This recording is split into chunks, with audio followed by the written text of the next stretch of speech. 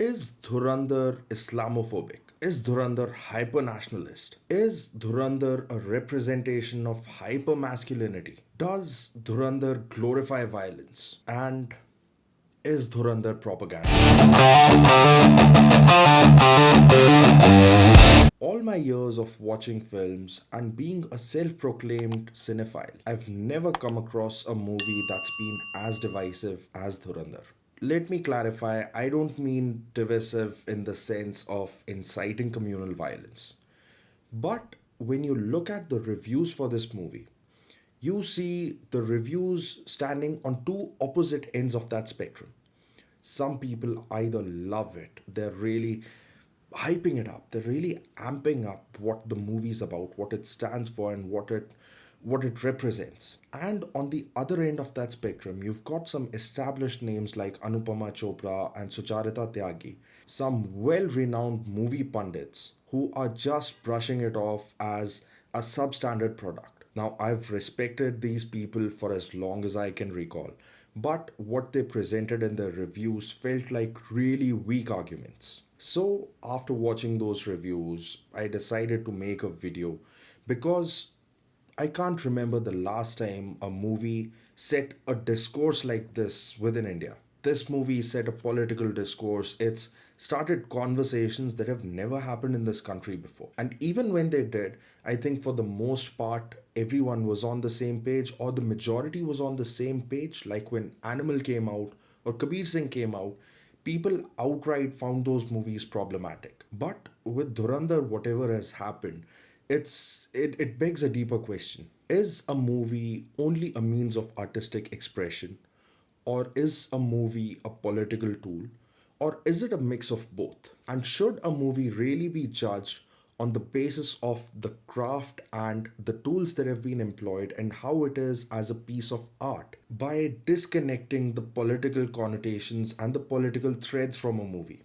Should Dhurandhar just be watched as a brilliant movie by removing all the political threads from it? Now, I'd request you to please bear with me for this video. Usually, when I do my videos, I come with a full fledged script. It's airtight, I know what I have to talk about. Over here, I do know what I have to talk about, but I am freestyling a bit, so my thoughts might seem a little misplaced at times.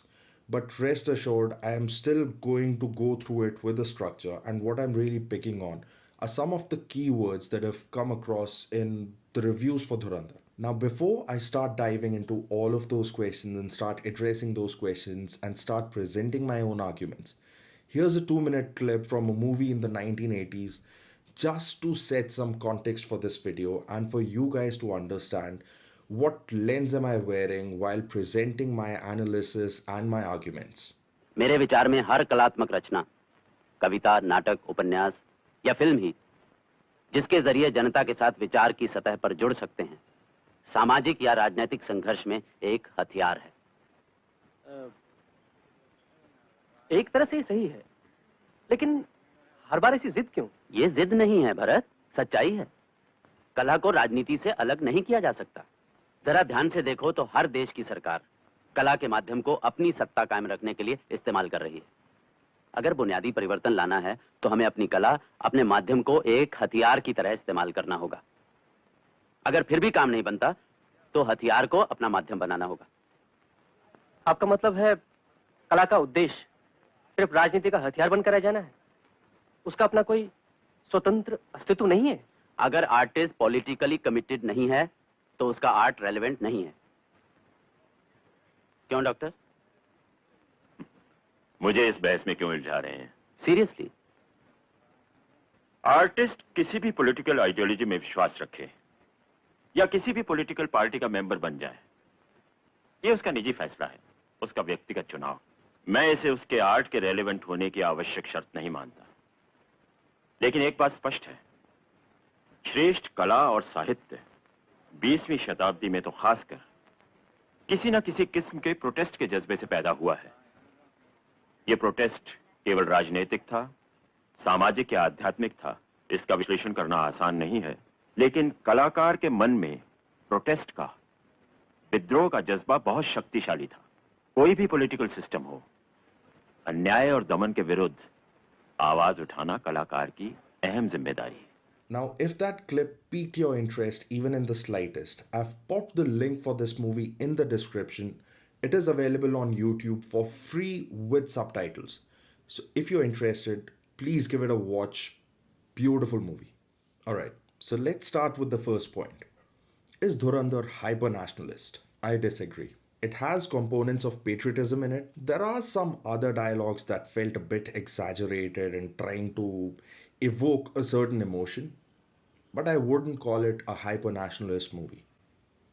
If Dhurandhar is hyper nationalist, it is as hyper nationalist as a Munich, or it's as hyper nationalist as The Hurt Locker or The American Sniper.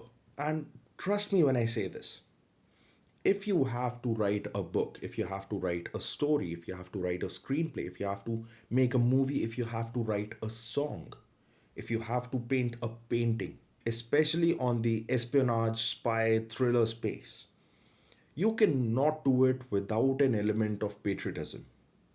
That is an absolute essential. So while the movie starts with the Kandahar hijack or the parliament attack, I don't think the means of putting those in, or even the 2611 attacks, I don't think that the intent for putting those scenes in the movie was to invoke nationalism. I feel those elements, those scenes, those episodes were critical to move the story forward. And not just to move the story forward, they were actually the foundation upon which the story and the movie would be built. Now, the next thing that came across in a lot of the reviews that were hating on Dhurandhar were actually that Dhurandhar is actually an Islamophobic film. Hard disagree. Total disagree. At no point in any of the dialogues did it feel like a certain religious segment was being specifically targeted. In fact, there were no religious statements made as such. Yes, between two countries at war, between India and Pakistan, yes, to have that resentment come through in the dialogues against the other country, that is absolutely there. And it has to be there. Again, like I talked about the foundation, that foundation has to be there. That element of resentment towards the other country, it has to be a part of your script. But at no point were there any dialogues, any statements that specifically spoke to the Muslim population or saying that all Muslims are terrorists or all Muslims are criminals or all Muslims are bad guys. At no point in the movie did anything of that sort come up. The movie, like I mentioned in my review, if you haven't watched that video, by the way, I'm gonna pop the link in the description and you can probably see it here with the card. So do check it out after you've watched this video. Now, to my point about Islamophobia. About 90% of this movie is in the Leari town of Karachi within the organized crime and the gangs at war. And trust me when I say this, in no way does the gang or whatever's represented on the screen specifically demean a certain religious community. A movie about gang wars and gangsters on the streets and just utter bloodshed and chaos.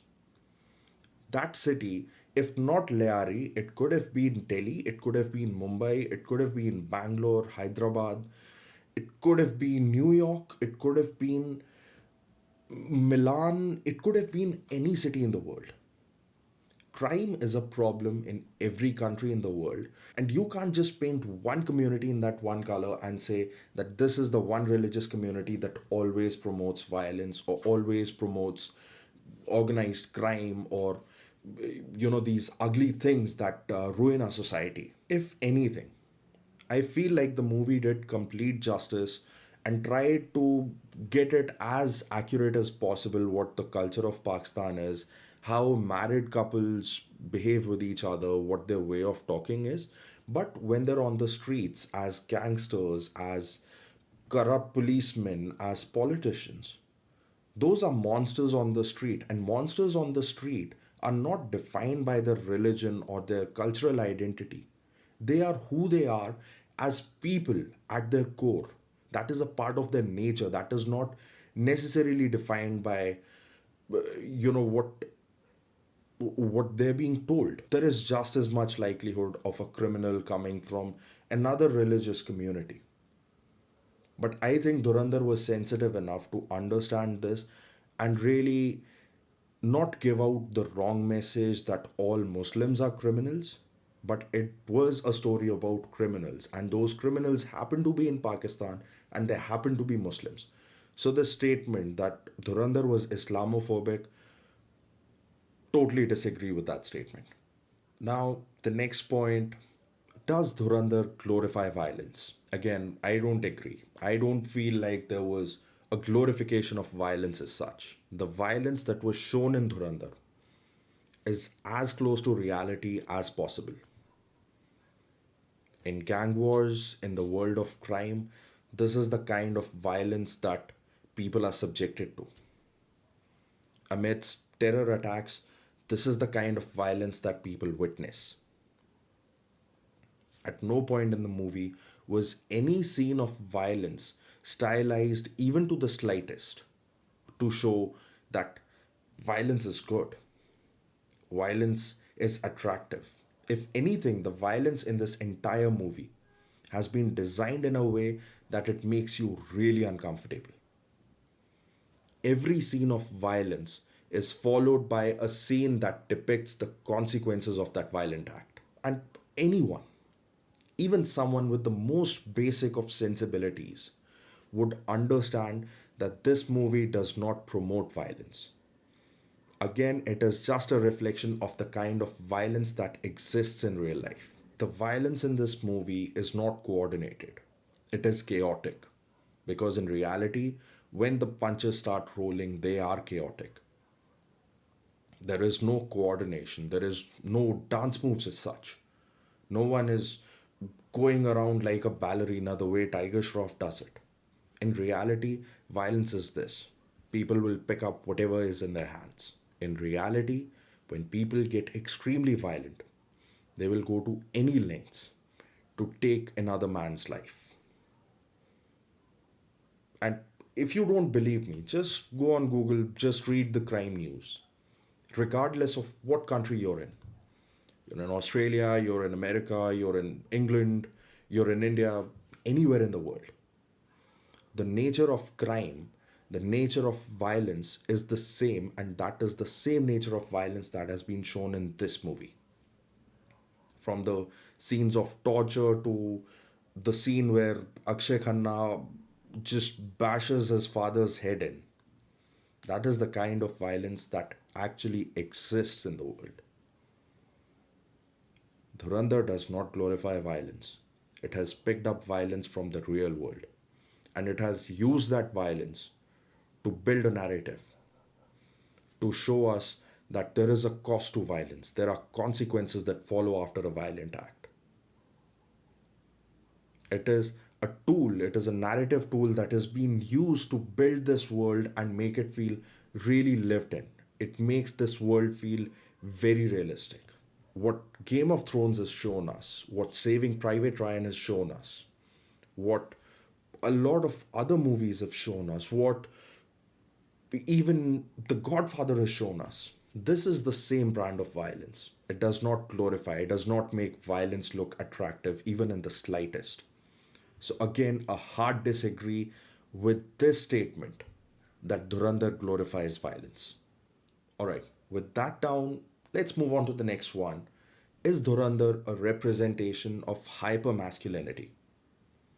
Again, total disagree. In a world of crime and in a world of espionage, the major players have always been men. We live in a patriarchal society, and I admit that I have a lot of privilege being a part of a patriarchal society. But the thing being, in a patriarchal society, the crime is usually inflicted by men. Dhurandhar does not stray away from this. It does not glorify men being criminals, or it does not glorify men taking up arms and killing each other ruthlessly just to prove that they're more manly than the other guy. Hypermasculinity was really amped up in a Kabir Singh, in an Arjun Reddy, in maybe even a rockstar now that I look back. That brand of hypermasculinity where you put down the other gender to glorify this gender, that is hypermasculinity. That is where you're trying to act ugly with the other gender just to prove yourselves as the better gender, as to put yourselves on a pedestal. That is what hypermasculinity is. In this movie, when Rakesh Bedi talks to his wife or he talks to his daughter, it is not a case of hypermasculinity. In a lot of traditional homes, especially in the South Asian cultures, the paternal figure in the house has that tendency, has that dominating presence to talk to his wife, his daughter, his sister in that exact same way. And again, saying that is a peculiarity of that character. Again, it has nothing to do with the community, the religion, the country, whatever. No. It is just a part of our cultural DNA code. It is a part of the patriarchy. The crime is inflicted by men and they don't discriminate between the genders. They have to get into criminal activities, they have to forge fake currency, they have to behead people, they have to torture people, whatever they have to do. It is a man's world, and it is just in this man's world where it is one animal pitted against the other, the gender is kind of irrelevant. So, again, reiterating, Dhurandhar is not a hyper masculine film. It is only a reflection of the society we live in and how, in this society, men are the predators. They're the first ones to inflict violence. They are the ones who pick up fights around the street. They are the territorial beings, but not hypermasculine. Okay, now this is the really saucy one. Is Dhurandhar propaganda? When I compare Dhurandhar against movies like the Kerala story or the Kashmir files or even the latest one, the Bengal files, it does not feel like propaganda. When I pit it against some of those hard right leaning movies, Dhurandhar does not feel like a propaganda film. Now, there are some features of a propaganda film. They would go to any lengths, they would really rely on your suspension of disbelief to make you believe that the other side are the bad guys. Propaganda films are excellent at painting the other side as villains in reality. If you look at the Kerala files, if you look at the Kashmir files, that is where it took a very communal turn. It took a very ugly turn. That movie did not hold back from painting an entire religious community as the enemy of the state. They did not hold back from saying that Muslims killed Hindus, Muslims killed these many Hindus, so they don't deserve to be in this place. Dhurandhar did not do that. Every religion, every community has a few bad eggs. You cannot take any country, you cannot take any religion, you cannot take any state or province and say that these guys are absolutely not into any of the bad things. It's prevalent everywhere. The problem becomes when a movie starts getting into extreme specifics. The movie starts profiling that this is your enemy. This is what your enemy looks like. For any of you who are into books, and if you've read George Orwell's 1984, that book has given us a beautiful representation of how propaganda actually works. How the big brother tells you that this is the enemy. That is what propaganda films do. Dhurandhar did not indulge in that. Having said that, I would say that this movie is a little political. A little. There are a few dialogues, especially the dialogues that come from R. Madhavan. A lot of them, they feel like they are politically appeasing dialogues.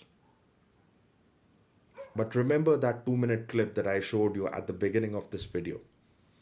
Now just think about the dialogue, the discussion that happened there, the debate that happened in that sequence. Is it possible that The political inclinations of an artist do not seep into their work of art. That is almost impossible. I have my political inclinations. Shahrukh would have his political inclinations. Aditya Dhar has his political inclinations. Meera Nair or someone else, and Anurag Basu would have his political inclinations. As artists, our art is heavily inspired by the world we live in. Our work, our art is created right here. So it is impossible for our work to have no significance, have no signature of our political ideology, our psychological identity, our philosophical beliefs. It does seep into our work. That has been the case with Aditya Dhar. Uri, again, because it was about a specific episode, the movie was more to do with how an operation was actually conducted and focusing more on the technical aspects of it. So the politics did not really shine through as much. Article 370, on the other hand, which I want to correct, I mentioned in my review that Article 370 was made by Aditya Dhar, he only produced the movie. But Article 370 was far more political leaning than Dhurandhar is. Dhurandhar does talk about politics, it does talk about the sitting government, it does talk about a state would have a certain chief minister in the future who would think about India first. Politically appeasing statements, totally agree. But if the dude showed you the Kandahar hijack or he showed you the parliament attack, they happened in a different government. But then he also showed you 2611, which happened in a different government. Willingly or unwillingly, that is not for me to judge. But I think overall, he kind of balanced the act. He showed that yes, mistakes were made under different governments. Attacks could have been avoided under these different governments. Both governments failed. Shit went down, things happened. I would say yes, it is political. There are certain dialogues that felt a bit unnecessary, that felt a little too appeasing, from my opinion. But I would say that Dhurandhar by itself is such a great movie, it is not a propaganda. Every single character in the movie has been treated with a level of sensitivity that truly genius filmmakers can achieve. Akshay Khanna, how he is with his son, how he is with his wife, how is he with his cousin. He humanized him. He humanized this character who's supposed to be the big bad in this movie. They've shown these people who, on the other side of the border, even though they're conducting these illegal activities and they're causing so much harm to the other side, to people on the other side of the border that are causing harm to India. You've also seen these characters sitting together over a meal, having random discussions. They've shown these people playing football just as a means to kill time. They've shown these people talking about girlfriends. They've shown these people attending marriages and celebrating things together. They've shown these people mourning the loss of one of their own. At no point in this movie did I feel like Aditya Dhar was trying to paint a community or a religion as an enemy.